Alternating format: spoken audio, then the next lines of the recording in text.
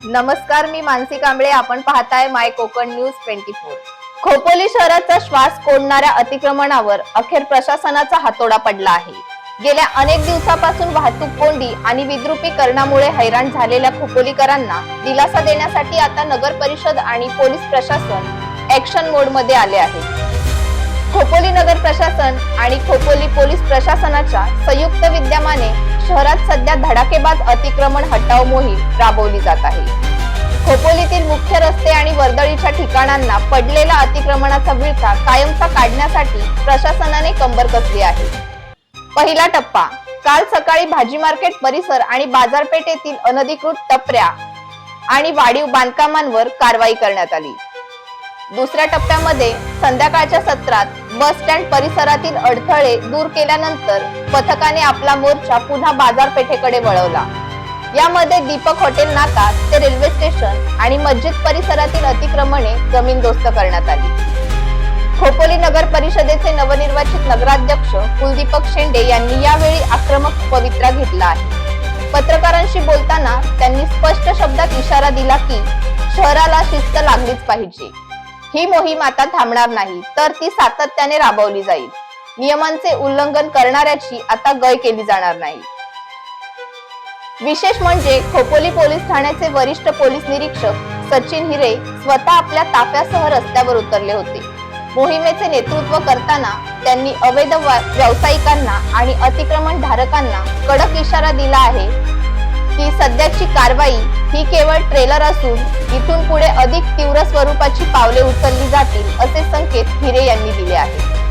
प्रशासनाच्या या धडक कारवाईमुळे रस्ते मोकळे झाले असले तरी हे सातत्य टिकून राहणार का आणि खोपोली खऱ्या अर्थाने शिस्तप्रिय शहर बनणार का, हे पाहणे आता महत्त्वाचे ठरेल. विषय म्हणजे 2 दिवस झाले खोपोली शहरात अतिक्रमणावरती कारवाया सुरू आहेत. आता ह्या कारवाई काही नवीन नाहीत. हे दर म्हणजे 1-1.5 वर्षांनी कधीतरी ती कारवाई होते. दुसऱ्या दिवशी परिस्थिती जैसे थे तशीच असते. कालही कारवाई झालेली आहे. आज परत आहे तशीच दुकानं रस्त्यावरती आहेत. ठीक आहे, आज तर तो गुरुवार आहे, पण माझा विचारण्याचा मुद्दा एवढाच आहे की अशा कारवाई चालू राहणार का नगर प्रशासनातर्फे? बघा कसं आहे की नगर परिषदेमध्ये मी चार्ज घेतल्यानंतर भरपूर नागरिकांच्या कंप्लेंट्स आलेल्या आहेत की पाटणकर चौक असेल, प्रत्येक ह्याच्यात असेल, बाजारपेठ मेन भाजी मार्केटचा तो एरिया आहे, सीओ साहेबांच्या बंगल्यापर्यंतचा आपला मार्केट मेन आहे, प्रमुख बाजारपेठ पण आहे, तिचा सुद्धा आहे, हातगाड्यांचा प्रश्न आहे, खूप कंप्लेंट येत आहेत. असं तर माझं अनुषंगाने माझं नागरिकांना आव्हान हेच आहे की जे अनधिकृत बांधकाम समोर स्वतः करतायत तर त्यांना विनंती आहे की तुम्ही तुमच्या नाहक तुमच्या रोजीरोटीसाठी तुमचा प्रश्न असेल, पण तुम्ही उगाच नागरिकांना वेठीस धरून त्याचं काम करू नका. तुम्हाला काही आता नोटीस दिल्या जातील आणि त्या नोटीस दिल्यानंतर तुम्हाला आम्ही एक अतिक्रमण मोहीम हातात घेणार आहोत की उगाच काही शहराचं विद्रुपीकरण करण्याची जी काय आता आपल्या लोकांना सर्वांना सवय लागलेली आहे. आणि मग कसं असतं की 10 गाड्या लागतात, 10च्या 20 होतात, 20च्या 50 होतात, मग त्यांचा कोणतरी मसिया तयार होतो आणि मग तो मसिया मग उपोषण करणार, सर्व करणार. आता ह्या बाबी ह्याच्या पुढे चालणार नाही. कदाचित नगराध्यक्ष म्हणून मला कदाचित वाईटपणा घ्यावा लागेल ह्या बाबतीत, परंतु खोपोली जर सुंदर आणि स्वच्छ खरंच फक्त अक्षर म्हणून लिहिण्याच्या पेक्षा खरी दिसली पाहिजे असेल तर काही निर्णय, कटू निर्णय घ्यावे लागतील. तुम्ही आता जो मसिया शब्द वापरला, कालची माझी बातमी जर आपण ऐकली असेल तर त्या बातमीमध्ये मी तेच म्हटलेलं आहे की प्रत्येक वेळेला जेव्हा जेव्हा नगर प्रशासनाकडनं अतिक्रमणावरती कारवाई केली जाते तेव्हा लोकप्रतिनिधींनाच त्यांचा पुळका येतो आणि लोकप्रतिनिधीच जे ते त्यांचा मसिया पडद्यामागनं बनतात. नाही, बघा कसं आहे, ही मागची परिस्थिती इतिहासात अशी झालेली असेल मागच्या ह्याच्यात, पण आत्ताच्या बॉडीमध्ये कुठल्याही प्रकारचे लोकप्रतिनिधी आमचे जे आहेत त्यांची पण ठाम भूमिका आहे की शहर स्वच्छ व सुंदर ठेवायचं असेल, विद्रुपीकरण जर आपल्याला थांबवायचं असेल तर त्यांनी सांगितलेलं की प्रशासनाने कठोर कारवाई केली तरी चालेल.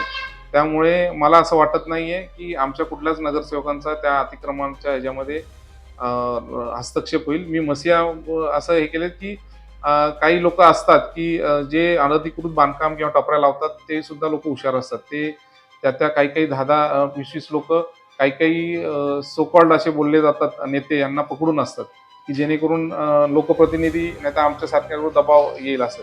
परंतु ह्या पुढे मी खूप कडक बोलतोय ह्या बाबतीत की ह्याच्या पुढे कोणाचंही ऐकलं जाणार नाहीये. स्वच्छ आणि सुंदर खोपोली दिसलीच पाहिजे आणि जो काही आता बाजार चाललाय संपूर्ण गेल्या बऱ्याच वर्षापासून तो आता 100% आम्हाला थांबवायचा आहे आणि कोणाची हायगाई केली जाणार नाही. पोलीस प्रशासन सुद्धा आम्हाला चांगल्या प्रकारचा आम्हाला त्याला साथ देईल.